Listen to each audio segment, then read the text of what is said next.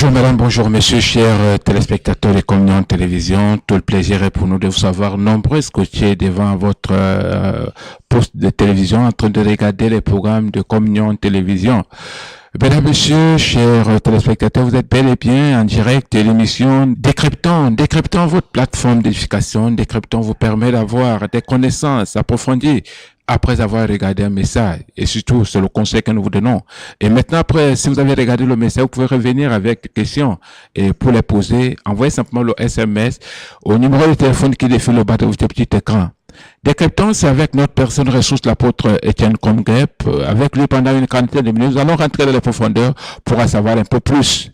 Surtout, nous parlons de la loi et la grâce. Apôtre, bonjour. Bonjour Simon, bonjour chers téléspectateurs, que la grâce soit abonde sur vous. C'était un plaisir de vous savoir nombreux à écouter ce sujet et à écouter ce que le Saint-Esprit veut dire au travers des hommes, des hommes faits de terre, d'argile, comme nous le sommes. Que la grâce vous soit donnée au nom puissant de Jésus. Apôtre, comment vous allez? Ça va très bien par la grâce de Dieu. Un nouveau jour s'est levé et nous sommes au mois de juin déjà.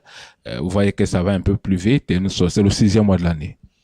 Évidemment, les jours passent, le temps passe tellement vite. Lorsque vous êtes occupé, alors voilà, vous posez la question de savoir si vous serez en mesure d'accomplir alors ce que vous avez à faire, parce que le temps passe tellement vite. Oui. Mais les jours passent plus vite que jamais. C'est peut-être parce qu'on est plus occupé que jamais. Ah oui, tellement. À un moment donné, on est tenté de se poser la question de savoir si il n'y a pas erreur quelque part, parce que rentrer un peu plus loin, quand nous étions tout petits, on se disait que ça traînait trop. Mais aujourd'hui, on se rend compte que ça va un peu plus vite. C'est évidemment ce qui se passe. Tout petit, on veut devenir vieux. Mais vieux, on veut devenir petit. Oui. Donc voilà, c'est ça la vie. Donc voilà, s'il n'y avait pas la norme de Dieu, si le soleil ne se levait pas, s'il n'y avait à un moment bien précis, s'il n'y avait pas l'horloge, on dirait que les jours sont devenus plus courts. Oui, c'est vrai. C'est vrai, on disait que non, on dirait que non, vraiment. Les jours ont changé. On dirait que les jours ont changé. Et pourtant, rien n'a changé, apôtre. Rien n'a changé. Je me souviens, si on revient à l'idée de quand on était jeune, quand j'étais encore tout petit, j'avais peut-être 16 ans. Il y avait des films interdits à moins de 18 ans. Alors, je me faisais vieux pour vouloir aussi voir les films. C'était pas possible. Donc, vous voyez, mais quand on devient vieux, on veut être encore jeune. Donc, mais c'est ça la vie. Donc, on doit savoir qu'on est des passages ici-bas.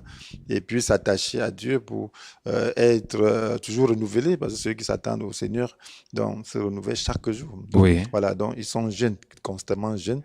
Donc, c'est ce qu'il faut rechercher. Il faut avoir cette jeunesse d'esprit.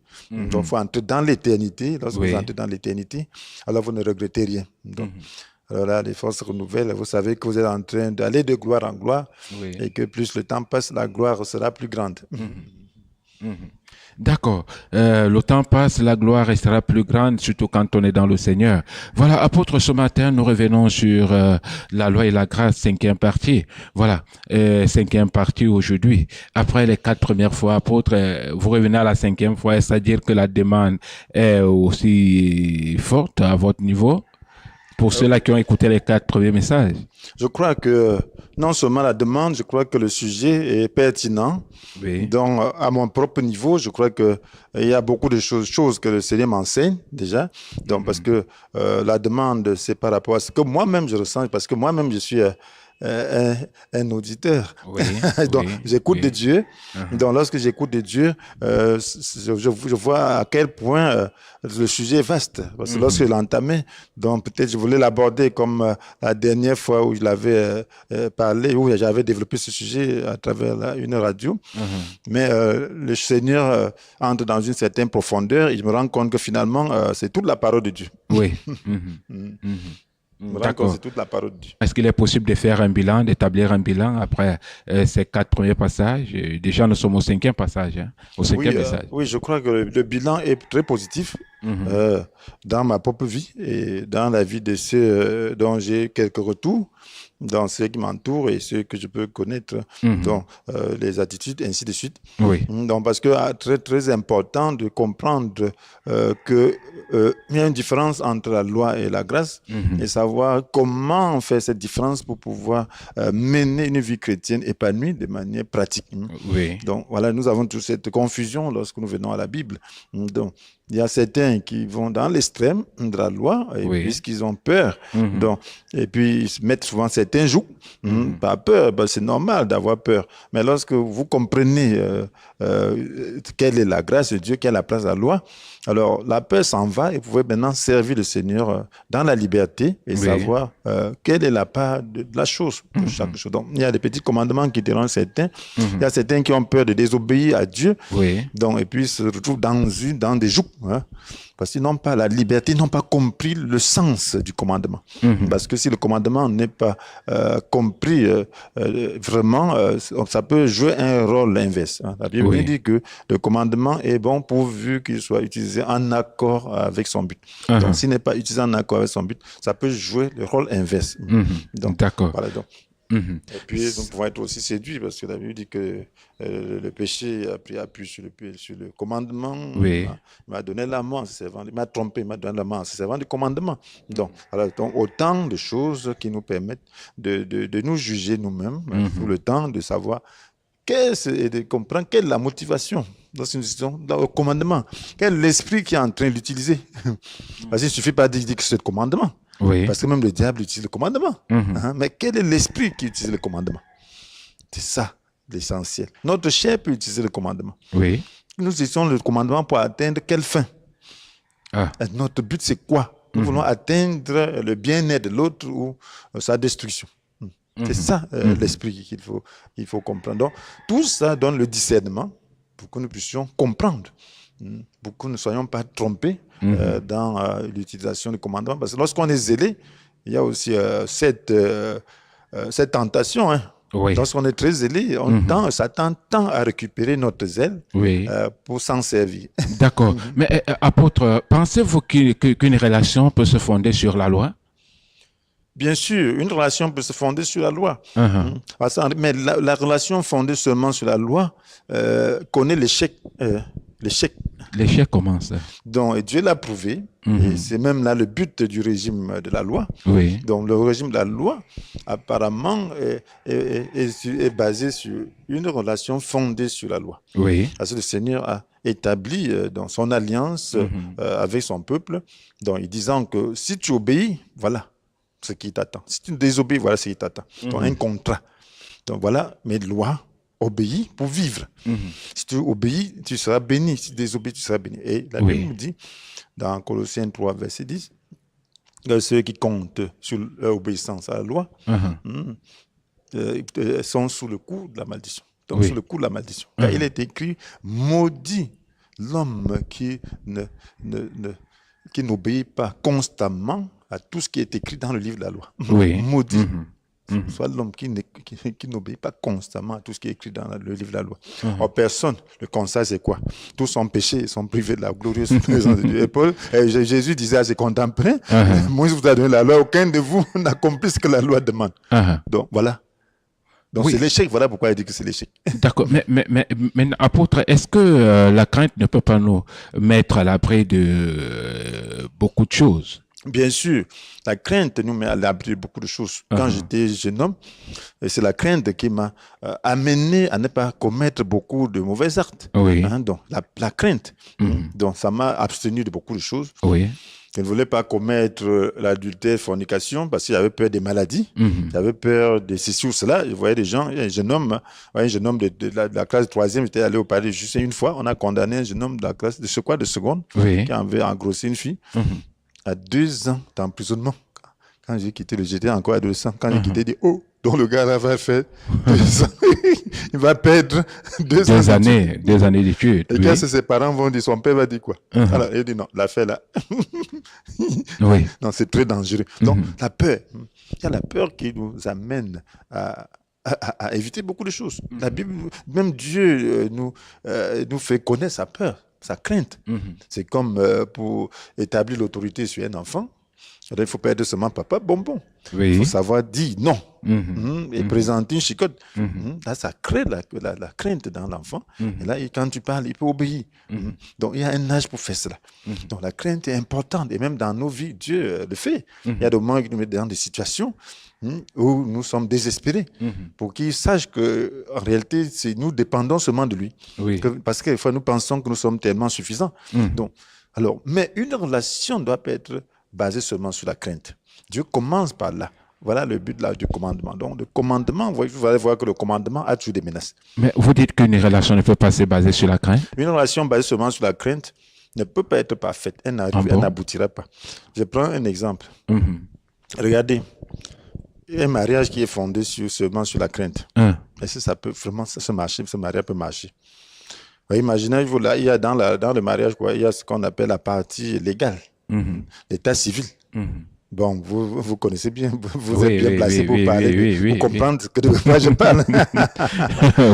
Donc, voilà, il y a ça. Imaginez-vous un couple qui se présente devant vous et qui dit, bon, alors, je veux faire l'état civil parce que j'ai peur de cet homme. Parce que je sais qu'il ne m'aime pas. Mais j'ai peur de lui. J'ai peur de lui. Je sais qu'il ne m'aime pas. Voilà pourquoi je veux me protéger. Voilà pourquoi avec ça, je le tiens. Je crois que... Alors, c'est pas ce que vous allez faire. Non, là, c'est parce que moi, je me disais qu'en ayant la crainte, on est, bon, peut-être pour éviter d'être puni d'une manière, apôtre. Voilà, donc, voilà, il y a cette peur d'être puni. Donc, il y a cette peur d'être puni. Dans ça, c'est l'appel. Il y a l'appel. Le Seigneur cherche la relation. Lorsque Dieu a créé l'homme, il voulait des gens avec qui il pourra entretenir une relation d'amour. Nous avons vu que Dieu a créé les hommes à son image. Donc, et nous savons que Dieu, quand on parle de la divinité, les questions de trois personnes, le Père, le Fils et le Saint-Esprit, il dit créons. Lorsqu'il dit créons, c'est le Père qui est l'initiateur, cela veut dire qu'il n'est pas seul. Il reconnaît bien que les autres sont des membres, ils sont des personnes. Il dit créons. Donc maintenant, les hommes, pour qu'ils soient notre image, ceux qui nous ressemblent. Donc, créons des hommes. Donc, il devait créer l'homme et la femme. Donc, pour qu'ils soient leur image, pour qu'ils les ressemblent. Donc, il devait ressembler comment? Donc, dans la relation. Lorsqu'il dit créons, il nous ressemble. Donc, dans le genre de relations que nous entretenons, donc, les hommes entretiennent les mêmes relations.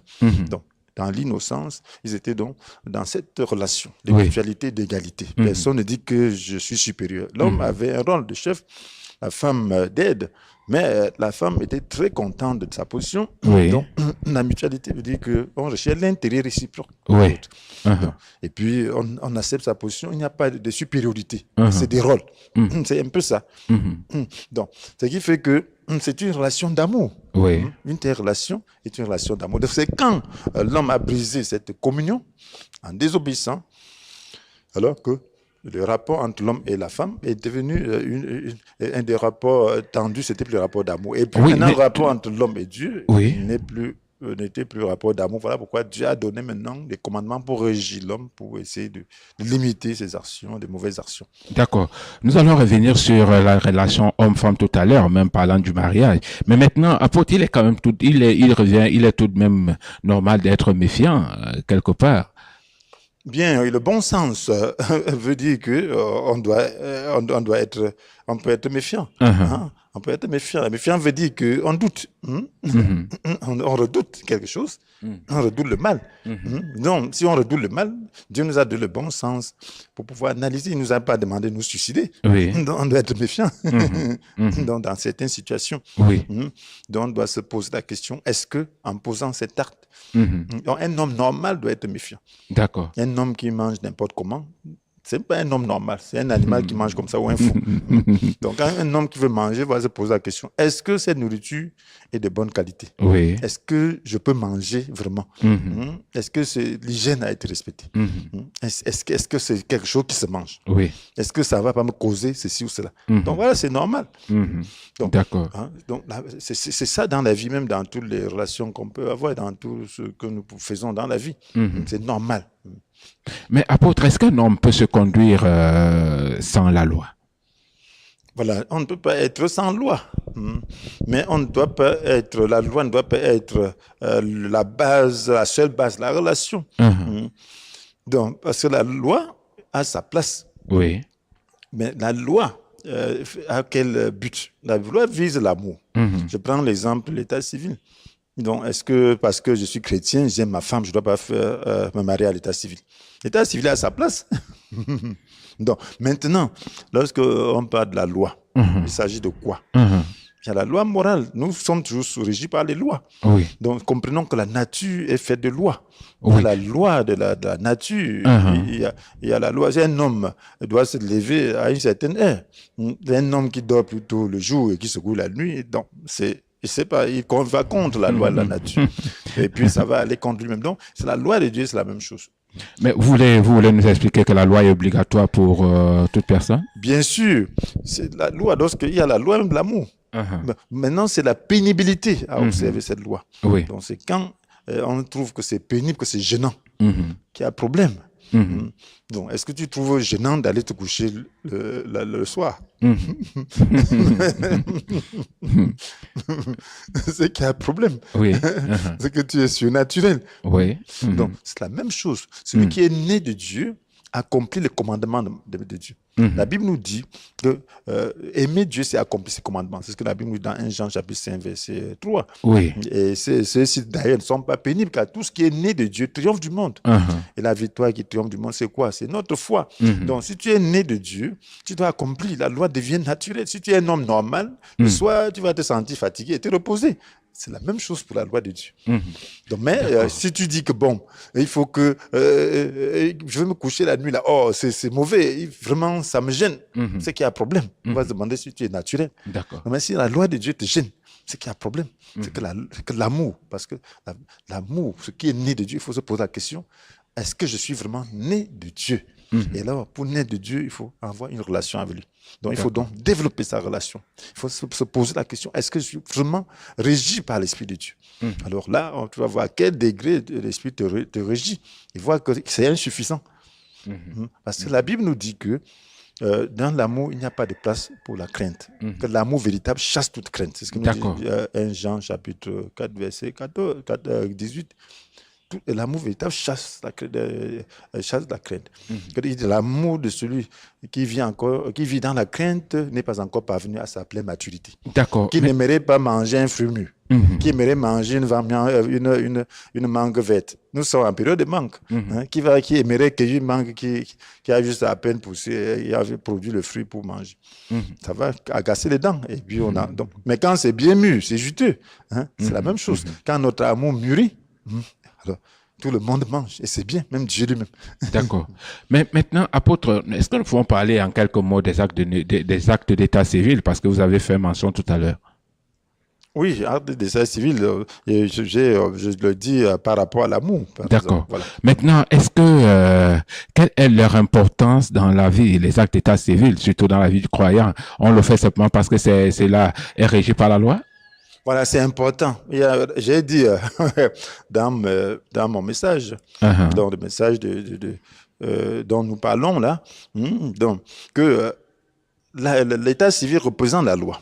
Oui. C'est légal. La loi, la légalité, c'est quoi? Ça veut dire ce que la loi demande. Oui. Ce que la loi civile demande. Donc voilà, l'état civil, c'est quoi? L'état civil, c'est un acte. Donc, en quoi cela est bon pour un croyant? J'ai dit que la loi est bonne parce que ça sert de garde-fou. Oui. On pouvait se ficher l'état civil. Mais l'homme n'est pas parfait, n'est-ce pas? On n'est pas parfait. Donc, n'étant pas parfait, il y a des moments de folie. Dans des maisons, même des couples chrétiens, il peut arriver que quelqu'un soit pris de folie. Et si une telle personne est prise de folie, il faudra quelque chose pour garder la personne. Il faudra qu'elle pense, qu'elle sache que, alors pour aller jusqu'au bout, alors il y a quand même la loi qui l'encadre. Ah, ok. De garde-fou. Donc voilà, c'est même pour sa protection personnelle. Si vous n'avez pas d'état civil et quelqu'un s'attaque à votre femme, vient l'arracher, Comment vous allez justifier que c'est votre femme? Les autorités sont là pour le bien des hommes. Oui, parce que moi, je me suis dit, apôtre, que pour ce qui concerne le mariage, on peut s'en passer de l'acte d'état civil, puisque tout est régi par l'amour. Ma femme et moi, on s'aime, et voilà, on peut faire avec. Hein? Bon, je trouve ta femme en rouge, je l'arrache.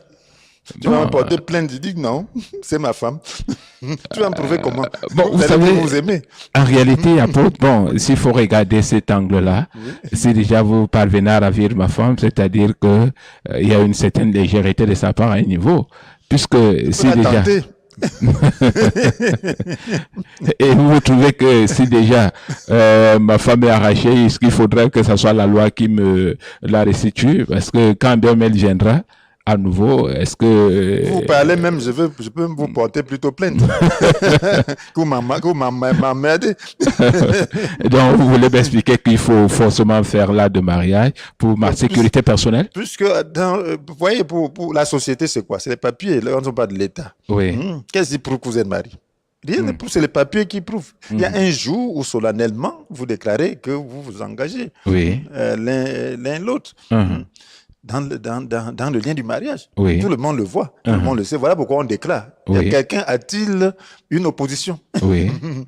Donc, parce qu'on sait que c'est sérieux. Oui. Donc, une fois déclaré, chacun prend ses distances. Oui. Et là, maintenant, le papier est là pour prouver que vraiment, là, on respecte cela dans la société. Mhm. Donc, même si vous êtes chrétien, alors, qu'est-ce qui prouve que vous êtes vraiment marié? Et ce n'est pas l'acte. Lorsqu'on dit vous n'êtes pas marié, qu'est-ce qui va vous prouver? Si quelqu'un dit que voilà, ils vivent comme ça là, c'est juste des amis. Oui. Vous allez prouver comment? On ne prouve souvent pas la bague. Certains portent l'anneau, l'alliance. Ils disent, nous sommes mariés, hein, les gars, nous sommes légitimement mariés. Oui. On dit légitimement. Alors on dit légitimement, chacun sait de quoi il est question. Ça veut dire que tu ne peux pas venir toucher à ma femme. Donc tout ça, c'est la protection. La Bible dit que toute autorité vient de Dieu. Alors lorsque c'est instauré ainsi, cela veut dire que c'est pour notre bien. OK. Et ça se respecte. Qu'on soit chrétien ou non chrétien, la loi est pour tout le monde, tant que nous vivons ici-bas. D'accord. À dire que la loi, en fait, il faut suivre les prescriptions, il faut obéir à la loi pour éviter de tomber dans certaines situations. Mais maintenant, apôtre, en tant que communauté, est-ce que nous devons faire des choses? Est-ce que la loi est nécessaire dans une communauté chrétienne d'une manière, apôtre? Oui, la loi va de soi. La loi qui nous régit, c'est la loi de la parole de Dieu. Si nous vivons la parole de Dieu, c'est la loi, c'est déjà la loi. Et dans la parole de Dieu, il y a tout ce qui est nécessaire pour pouvoir régir la communauté. Et alors, la loi qui doit nous régir, c'est l'amour. Oui. Voilà, l'amour. L'amour a différents aspects.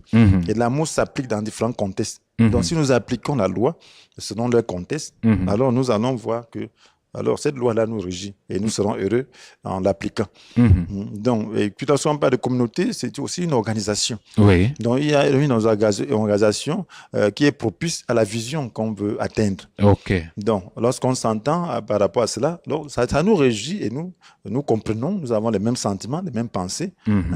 Donc, et puis la même volonté. Et puis, c'est comme ça, on va vivre bien. Mais si c'était un désordre total, alors là, on ne pourra plus s'en sortir. Parce que deux personnes peuvent-ils aller ensemble s'ils ne sont pas mis d'accord? Oui. C'est pas possible. D'accord. Voilà. C'est pas possible, mais apôtre, y a-t-il des notions à observer concernant tout ce que vous dites là, suivant dans une communauté, bien sûr, concernant la loi? Oui, ce qui est important dans une communauté, c'est le respect mutuel. Donc, il faut la tolérance. Il faut savoir que nous sommes différents. Donc, et puis, une communauté et comme on dit, l'Église, c'est l'organisation la plus complexe du monde. Ah bon? C'est la plus complexe. Puisqu'elle accepte en son sein tous ceux qui se déclarent vouloir appartenir. Alors, que tu sois vieux, que tu sois jeune, que tu sois analphabète, que tu sois lettré, que tu sois même le plus grand philosophe, que tu sois riche, que tu sois pauvre, que tu sois malade, que tu sois en bonne santé, tu appartiens à l'Église. Oui. Alors maintenant, gérer avec toutes sortes de motivations. Chacun vient selon ses intérêts, selon ses motivations. Donc, alors que dans une organisation qui cherche le profit, Chacun sait ce qu'il vient chercher. Mhm. Là, on sait exactement, et c'est facile à gérer. Ok. Mais l'église, c'est très complexe. Mhm. Parce que tu vas voir quelqu'un là, il vient à l'église, il attend le pasteur à la fin. Oui, oui. Donc voilà, donc autant de choses. Mhm. Le pasteur le fait une fois, deux fois, trois fois. Mais ça devient une source D'approvisionnement pour la d'approvisionnement personne. tous les problèmes, tous les Mhm. problèmes que c'est le pasteur qui va gérer. Mhm. Donc oui, imaginez-vous, et vous allez aller dans quelle société trouver ça? Donc, puis on doit toujours gérer dans l'amour. On ne peut pas chasser cette personne. On ne peut pas dire que va-t'en. Mais on doit essayer de lui plaire. Tu dis que non.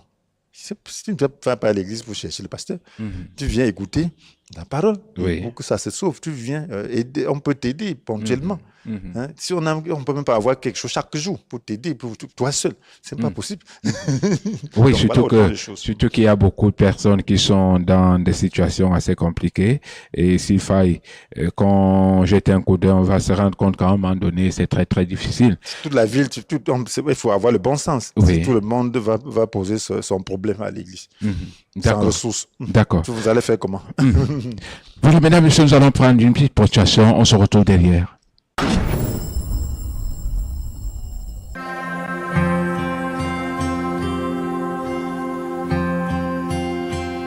Envoie ton esprit saint, ton feu d'amour divin, déploie ton cœur et viens nous sauver.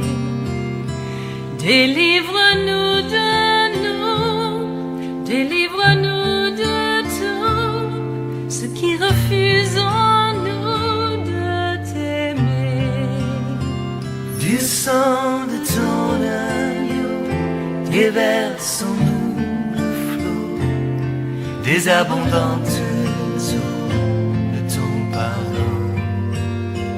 Viens inonder nos vies, restaure-nous, guéris ton Église.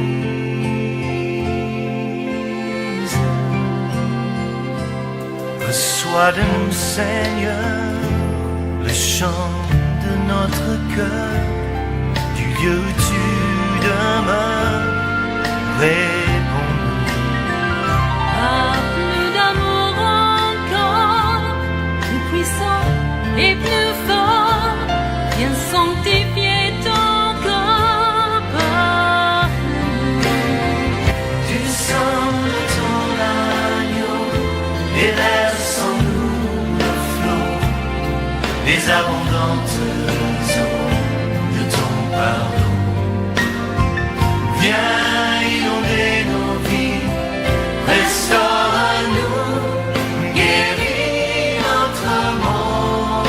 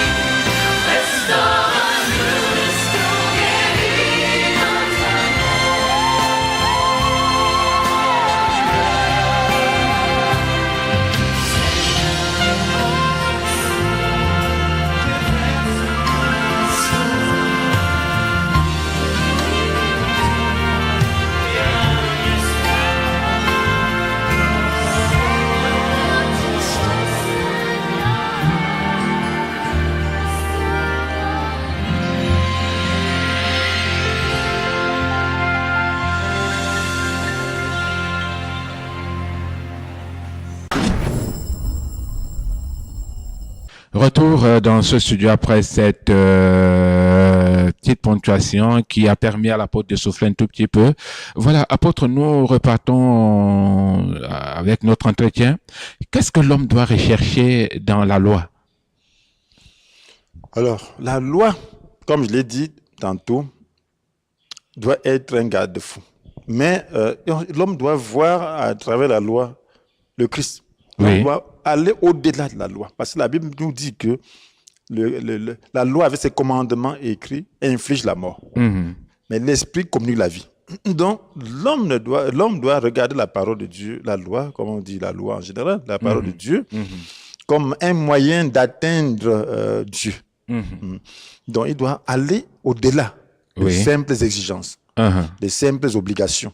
Oui, On découvrit le Christ. En réalité, c'est Christ qui est notre loi. oui, Donc, la Bible nous dit, c'est Paul qui mettait cela en exergue. oui. Donc, il voulait mettre en exergue la différence entre le régime de la loi et le régime de la grâce. Dans 2 Corinthiens chapitre 3, nous voyons. Donc, il dit que les Juifs, parce que la loi a été donnée à la société juive, aux Juifs. Oui. Donc, il dit que jusqu'aujourd'hui, lorsqu'ils lisent, il y a un voile. Donc, voilà. Donc, ils lisent simplement la lettre. Oui, Parce que si tu lis pour avoir seulement des ordonnances, et ainsi de suite, et essayer d'obéir avec tes propres efforts, ça veut dire qu'il y a un voile. Donc tu ne vas pas au-delà de ce qui est naturel, de ce qui est intellectuel. oui. Mais la Bible dit que maintenant en Christ, le voile est ôté. Donc maintenant, tu lis la Bible et tu vas au-delà de la lettre. Oui. Parce que la lettre, tu infliges la mort, mais l'esprit communique la vie. Donc tu lis spirituellement. Donc tu lis, tu dois avoir la révélation. Et il dit au verset 18 dans 2 Corinthiens 3, et nous qui, le visage découvert, contemplons comme dans un miroir la face du Seigneur. Oui. Nous sommes transformés, la gloire du Seigneur, nous sommes transformés dans la même gloire. Bref, nous sommes transformés en son image dans une gloire dont l'écran cesse de grandir. Donc nous contemplons la face du Seigneur, nous sommes transformés dans une gloire dont l'écran ne cesse de grandir. D'accord. Donc lorsque nous voyons au-delà de la lettre, nous découvrons le Christ. Parce qu'en réalité, la parole, c'est le Christ. Il faut découvrir le Christ à travers la parole. Oui. Lorsque tu découvres le Christ à travers la loi, alors tu entres dans la gloire de Dieu. Donc tu entres dans la relation. Ok. Donc ça demande donc que tu puisses aborder la parole de Dieu dans un état d'esprit d'amour. Mais est-ce qu'il est donc possible qu'on retrouve des moments de crise dans la loi? Est-ce que c'est possible? Au moment de crise, Oui. bien sûr, il y a souvent le voile qui veut revenir. Le voile revient quand la relation se refroidit. Donc, quand l'amour, vous voyez, le Seigneur écrivait à l'église d'Éphèse, Oui. disant que cette église avait perdu son premier amour. Donc, il y a cette chaleur, cet amour. Donc, on peut être juste formaliste, sans amour. On dit, bon, je ne communique, je ne pêche pas, je ne fais pas ceci, je ne fais pas cela. Mais est-ce que c'est ça qui fait? Imagine-toi ton épouse qui dit que bon, je ne fais commettre pas l'adultère, donc je cherche pas les hommes dehors. Tu vas ouvrir de grands yeux. Donc tu devrais faire ça. Oui. Ce que tu attends d'elle, c'est quoi? C'est la chaleur. Oui. C'est l'amour. Hein? C'est ça. Mais elle te dit que tu cites les choses qu'elle ne fait pas. C'est ce que les chrétiens font souvent. Est-ce que tu as besoin de me citer ça? Normalement, tu ne dois pas faire. Tu devrais faire ça. Tu es une épouse. C'est à moi seul que tu es engagé. C'est la même chose. Lorsque le chrétien dit, je ne fais pas ceci, je ne fais pas cela, le Seigneur ouvre les yeux. Qu'est-ce que ça veut dire quoi? Moi, j'attends l'amour. Mais apôtre, est-ce qu'il est donc possible d'aimer Dieu? Est-ce qu'il est possible d'aimer Dieu dans la loi? Bien sûr, dans la loi, ça veut dire, ça dépend de ce que nous entendons par loi. La loi, telle que l'être, ne peut pas établir la relation vitale entre l'homme et Dieu. Oui. Alors, cela veut dire qu'on est en train d'aborder la loi selon le régime de la loi. Ok. Ça n'a pas pour but d'établir une relation entre l'homme et Dieu. C'est un moyen. La Bible dit que la loi a été pour nous comme un pédagogue, pour nous conduire à Christ. Donc la loi doit te conduire à Christ, doit te conduire à la relation. Mais si tu arrêtes seulement à la loi sans relation, ça ne te sert à rien. C'est comme la loi morale. C'est comme il y a des gens dans la société qui pratiquent la loi simplement par crainte, parce qu'ils veulent bien vivre. C'est la même chose que certains chrétiens peuvent faire. D'accord. Bon, ils pratiquent la loi simplement parce qu'ils évitent, c'est pour éviter des problèmes. C'est pour être bénis. Ça, sans relation. Non, c'est bien, mais ça ne te sauve pas. D'accord. Ça ne te sauve pas. D'accord. Mais apôtre, est-ce que pouvons nous parler de la peur en quelques minutes? Oui, la peur. Vous voyez, quand la peur est intervenue, quand la femme s'est approchée de l'arbre, oui, donc du commandement. L'arbre de la connaissance du bien, du fruit de la connaissance du bien et du mal, du choix entre le bien et le mal, selon les versions. Donc, alors, cet arbre était menaçant. Pourquoi? Parce que ça représentait la loi. La Bible dit que le jour où tu mangeras, tu mourras. Donc, quand tu t'approches de cet arbre, il y a la menace de mort. Oui. Et puis, Ève a dit qu'on ne doit pas y toucher. Donc, toucher, ça veut dire que là, il faut pas passer la mort. Tu dois fuir la mort et t'en échapper. D'accord. Donc, maintenant, la peur vient de quoi? Lorsqu'on concentre ses regards sur la loi, sans voir au-delà de la loi.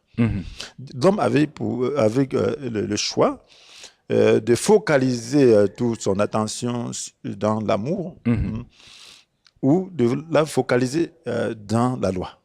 Alors, la loi était représentée par cet arbre-là. Alors, imaginez-vous que Ève, trouvait tout son plaisir dans la loi de Dieu, dans la communion qu'elle avait. Et puis, disait à Dieu, oh, je t'aime Seigneur, je veux faire ta volonté. Oui, vraiment, ta présence me ravit. Je suis très heureux, merci pour ce beau jardin. Elle n'a pas le temps de regarder la loi. Oui. Elle ne va pas te toucher, elle ne va pas s'approcher de ça. Ça n'a pas de sens. Elle devait se focaliser dans toute son attention sur l'amour. D'accord. Elle n'aurait pas vu la loi. Maintenant, la loi inflige la peur. Elle n'aurait même pas eu cette sensation de peur parce qu'en réalité, Dieu ne peut pas prendre sa main dans sa bouche. Donc, elle sait que elle ne veut pas la mort, donc elle ne peut même pas enfreindre ça. Donc, la loi devient caduque. D'accord. Lorsque la relation est forte. Donc maintenant, lorsque tu t'éloignes de la relation, la loi devient menaçante. Donc si tu comptes seulement sur la loi, elle devient menaçante, elle te fait peur. Voilà pourquoi la Bible dit que l'amour de celui qui vit dans la peur n'est pas parvenu à sa pleine maturité. Donc lorsque l'amour véritable chasse toute peur, toute crainte. Donc, si elle avait encore la crainte, ça veut dire qu'elle se rapprochait plus de la loi que de l'amour. Donc maintenant, si elle développait davantage l'amour, elle n'aurait pas eu peur. Donc la peur est importante. Parce que voilà pourquoi Dieu menace. La peur, on ne doit pas demeurer dans la peur. La peur est importante dans un début. Imaginez-vous comment on éduque l'enfant. Quelquefois, ce n'est pas la menace. Oui. Donc, mais un grand, on n'a pas besoin de menacer un grand. Un adolescent, tu le menaces, il te regarde comme ça. Il dit, tu sais à qui tu as fait. C'est vrai. Tu communiques. Mais apôtre, que faire donc pour établir une bonne relation avec Dieu? Voilà, donc pour établir une bonne relation avec Dieu, il faut savoir que la relation commence par quelque part. Oui. Donc, l'homme a péché et est privé de la glorieuse présence de Dieu, ça veut dire qu'il n'y a pas de relation. Tout homme naturel est sans relation. Oui. Donc, maintenant, qu'est-ce qu'il faut faire? Il y a le problème du péché. C'est le péché qui met une séparation entre l'homme et Dieu. Oui. Comme on montre qu'on descend, c'est ça. C'est ce que la Bible nous dit. La Genèse à l'Apocalypse. Oui. Donc, maintenant, il faut reconnaître qu'on est pécheur. Parce que depuis qu'on a brisé la relation, on est devenu pécheur. Et qu'est-ce qu'il faut faire? Il faut reconnaître. Oui. Et qu'on est incapable de se délivrer soi-même. Le danger de la loi, c'est quoi? C'est qu'on pense qu'on peut. On peut. Bon, j'observe les commandements, ça va. Non, tu ne peux pas. Dieu a montré à travers le régime de la loi que tu ne peux pas de toi-même. Oui. Voilà pourquoi la Bible dit que c'est lui-même, c'est Dieu qui agit lui-même en nous pour produire à la fois le vouloir et le faire, conformément à son projet plein d'amour. Donc, c'est Dieu qui le fait par le Saint-Esprit. Donc, il faut reconnaître que tu es pécheur et que tu ne peux pas te sauver. Et que tu ne peux même pas faire ce qui est bien. Mais par sa grâce, tu as appris que Jésus est mort à la croix pour toi. Et étant mort à la croix pour toi, il a porté tes péchés, car il a pris sur lui nos péchés, il a porté dans son corps, sur la croix, afin qu'étant mort pour le péché, nous menions une vie juste. Donc, maintenant, qu'est-ce qu'il te faut faire? C'est la foi. Dans la grâce demande la foi. Donc, il faut croire en cette œuvre sacrificielle de Christ. Parce que Dieu a tant aimé le monde qu'il a envoyé son Fils unique, afin qu'il croit en lui, ne périsse pas, mais qu'il ait la vie éternelle. Donc, il faut croire en lui. Croire que tu peux être délivré de cette nature. Croire que cet obstacle qui est le péché, donc, est ôté en Christ lorsque tu t'identifies à lui. Alors, s'identifier à Christ, c'est quoi? C'est accepter qu'il te délivre de cette nature pécheresse. Et que tu puisses porter maintenant sa nature sainte. Donc, il y a comme changement, comme échange de vie. Donc, il nous donne sa sainteté, il prend notre injustice. Donc, voilà, c'est un mystère. Donc, il faut accepter cela. Maintenant, de tout son cœur, il faut accepter de ne plus vivre dans le péché. Et reconnaître que tu ne peux pas de toi-même, mais que ce n'est pas la foi en Christ que cela est possible. Que cela est possible. Voilà pourquoi la Bible dit que si nous reconnaissons nos péchés, il est fidèle et juste pour nous pardonner. il ne finit par conséquent nous pardonner nos péchés, nous purifiera de tout le mal que nous avons commis. Donc, Oui. il va nous pardonner et nous purifier de tout le mal. Donc, il te purifie du mal. Et en ce sens-là, tu vis dans la dépendance du Saint-Esprit. D'accord. D'accord. Là, tu mènes maintenant une vie de relation, d'amour avec Dieu. Mesdames, Messieurs, chers téléspectateurs, si vous venez de vous connecter à l'instant, vous êtes bel et bien sur Communion Télévision, l'émission que vous regardez, décryptant votre plateforme d'éducation. Décryptant vous permet d'avoir des éclaircies après avoir regardé, écouté un message qui est prêché dans ce ministère. Décryptant, vous pouvez également envoyer votre contribution par SMS, bien sûr, si vous êtes captivé ou si vous avez des préoccupations après le message, envoyez-nous le SMS. Certainement, vous aurez la réponse suivant votre préoccupation. Apôtre, en quelques mots, est-ce que vous pouvez nous parler de la souffrance? Et à qui est réservée la souffrance? Voilà, la souffrance est le lot de tous. Mais la souffrance du juste a une différence avec celle du pécheur. Oui. La Bible nous dit dans Proverbe chapitre 24, je crois, verset 16, que si le juste tombait cette fois, il se relèvera. Il se relèverait. Voilà. S'il tombait cette fois, il se relèverait. Mais le méchant s'effondre dans le malheur. Oui. Donc, et il est encore dit dans Proverbe, je crois, dans le Somme, je crois, 34, je ne sais plus, non, 30 quelque chose, que, oui, 34, oui, que le juste doit passer par beaucoup de souffrances, mais le Seigneur le en délivre toujours. Oui. Donc, ce monde est fait de souffrances. On s'identifie à Christ. mais Dieu nous délivre toujours. Oui. Il ne nous laisse pas dans la souffrance. La souffrance est nécessaire parce que nous portons un corps qui doit être redressé. Et lorsque nous croyons, nous ne sommes pas parfaits. Donc, le Seigneur passe souvent, quelquefois, par la souffrance pour nous parfaire. La difficulté pour nous parfaire, c'est là qu'on appelle la croix. Donc, on doit accepter la croix dans sa vie. Mais il y a la souffrance qu'un chrétien ne doit pas subir. Il ne doit pas subir une souffrance parce qu'il s'ingère des affaires d'autrui. Il ne doit pas subir une souffrance parce qu'il pêche. Donc, ce genre de souffrance ne doit pas être le lot du juste. Vous voulez me dire que la souffrance a différents niveaux? Bien sûr, il y a différentes catégories de souffrance. Mais imagine-toi quelqu'un qui gifle un autre, se retrouve en prison. Bon, il souffre pour le mal qu'il a fait. Donc, c'est ça. Mais le chrétien ne doit pas faire cela. Oui. Mais il y a le chrétien doit subir plutôt les persécutions. Oui. Les injures, les insultes pour sa foi, pour sa bonne conduite, pour son refus de compromission, ainsi de suite. Bon, là, c'est des souffrances que le chrétien peut endurer. Pour la volonté de Dieu, lorsque tu veux faire la volonté de Dieu, quelquefois, ça va à l'encontre de la loi de la société. D'accord. À l'encontre du goût des uns et des autres. D'accord. Donc là, il faut souffrir, il faut accepter de souffrir.